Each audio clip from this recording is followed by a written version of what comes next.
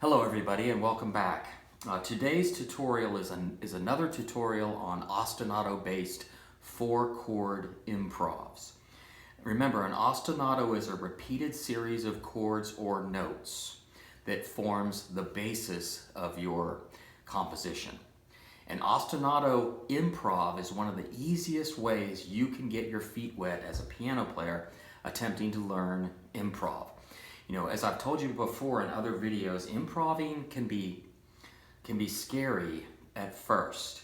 And the trick to good improv, or actually any improv, is to push away with all your might your own feeling of self-awareness. Because just like in anything in life, the moment you become self-aware, I mean this during an athletic performance, during a musical performance, virtually anything. As soon as you become self-aware, it's over for you.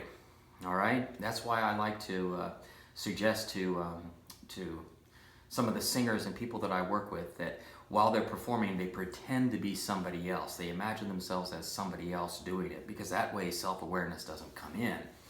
You can't be aware of being somebody else. So it does work. It's a great trick and it does work.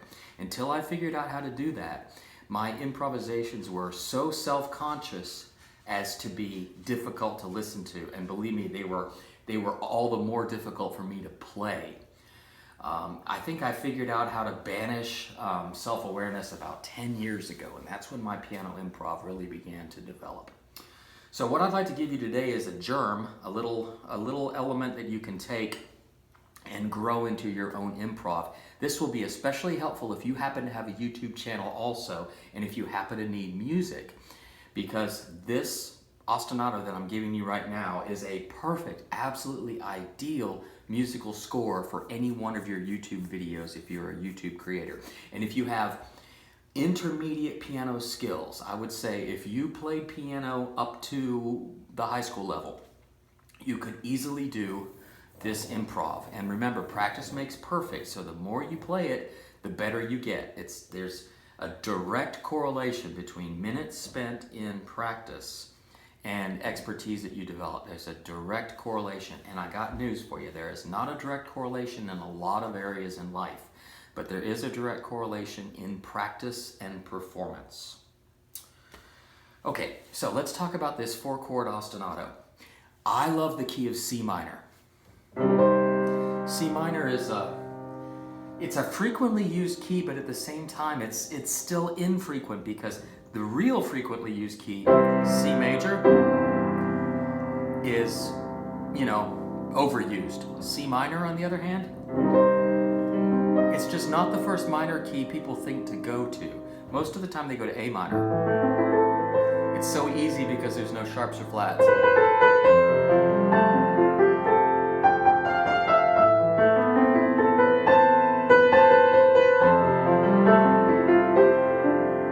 Proposing we go to C minor, which does have flats. It has an E flat.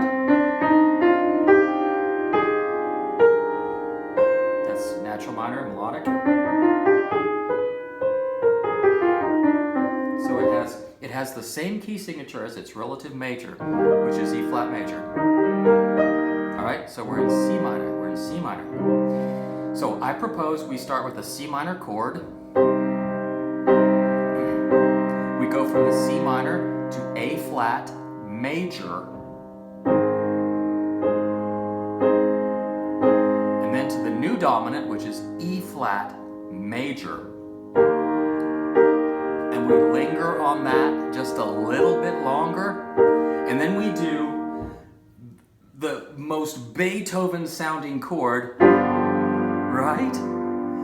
It just sounds absolutely fantastic in this 4-chord progression, but all it is a G major with the dominant 7th. G major with the dominant 7. It's a simple chord. You use it all the time, especially if you play guitar. Use a G7 all the time. But in this particular context of C minor, A flat major, E flat major, and then all of a sudden G major with a dominant 7. Wow, so Beethoven, so to me so unexpected. I hope I'm not boring you with that. It was an exciting chord to me. Okay, so now here's how we take. The first thing you do as a piano player is you practice those 4 chords over and over. All right? Let's just do it right now for a while. 5, 6, 7, 8. 1, 2, 3, 4. 1, 2, 3, 4. Doesn't sound like much right now, but it's about to. 5, 6, 7, 8. Okay, so I'm delaying the change to the G major chord with the dominant 7. I'm saying that on purpose because a G7 chord and a G major 7 chord are different chords. This is a G major chord with a dominant 7, G dominant 7. Okay? Here's our 4 chords. A flat major, E flat major, delay it, 2 extra beats. I put the D in the bass just for a wonderful leading tone down there, right? All right. Let's just listen to that for another time, another round, 5, 6, and then I'm going to show you how we gussy it up, how we dress it up. So it's both melancholy and very resolute, isn't it? And this chord is so full of tension, and the tension goes to sadness, right? Some happiness, right? Some hope, and then resoluteness, right? I just love this. I could listen to it all day long, right? Now watch. All right, I'm going to keep my bass line, which is C, 2, 3, 4, A flat, 2, 3, 4, E, 2, 3, 4, 5, 6, D, C. And I'm going to break the right hand up into Alberti patterns. Do you remember in a previous video I told you about Alberti patterns?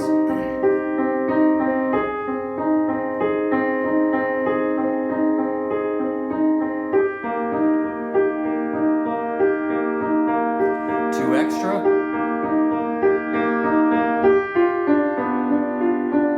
I have to change that one. It has 4 elements to that chord, and it doesn't work in an Alberti pattern very well. I'll show you what I do. Okay, I just go straight down the chord. All right, now let me play it for you in Alberti pattern. 2, 3, 4. 1, 2, 3, 4. 1, 2. Remember the 2 extra?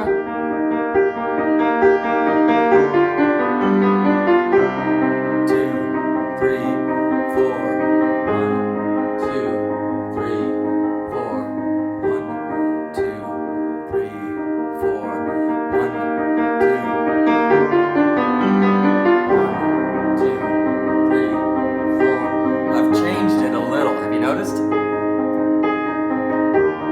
I still have the top notes sounding first.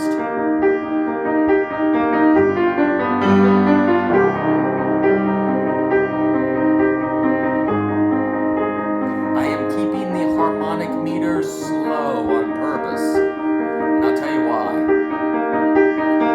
Now, I'm going to cut the harmonic meter in half. Harmonic meter is how quickly the chords change. Has nothing to do with the tempo. It has everything to do with how quickly the chords change. So now I'm going to cut the harmonic meter in half, and I bet you'll see why. I don't like it this way.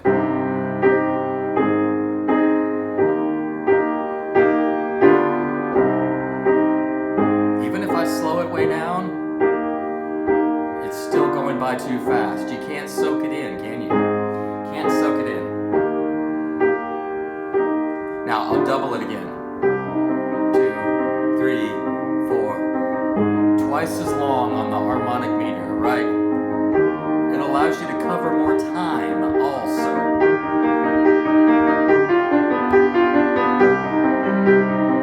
I'm changing my right hand just a little bit. Now I'm doing an arpeggio.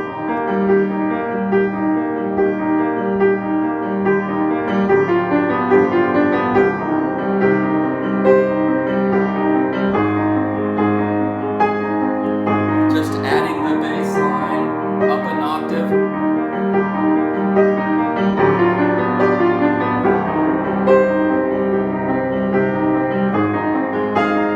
That was an F on purpose.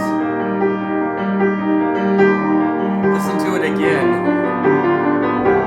C, E, G, C, F, A, B, E, G, E, D, E.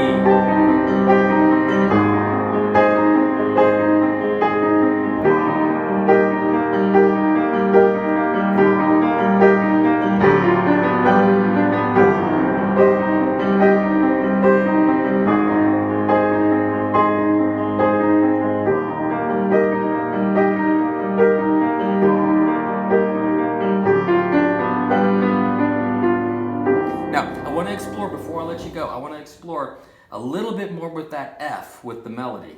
Okay, now, what I would normally tell you about constructing a melody over an obligato, a melody over an ostinato bass, I would tell you to use the melody, take your melody notes from the chord that you're playing.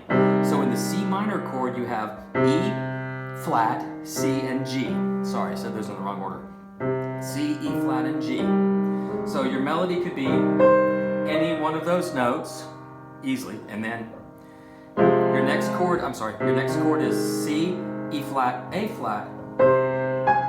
So you've got those three for your melody. Your next chord, here comes commando. It's probably going to bark. Could be those,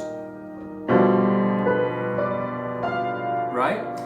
But listen to how beautiful those sound together. Oh my gosh. Right? Okay, we've got A flat, C, E flat. So as I said before, an A flat major chord with an F in the melody, and it just wants to pull you right there, doesn't it?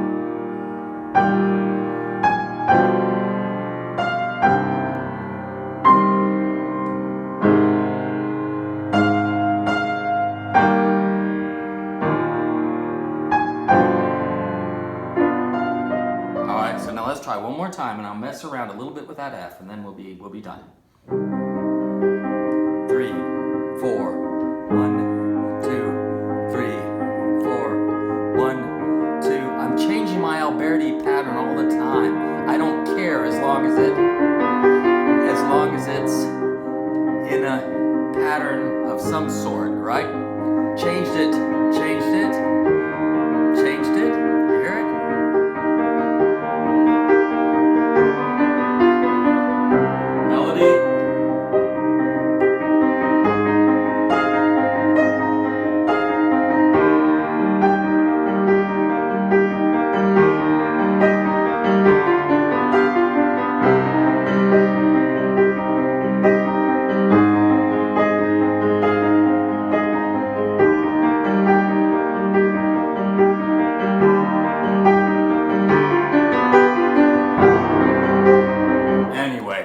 I encourage you to go sit down at your piano right now and just see if you can do this. I bet you can.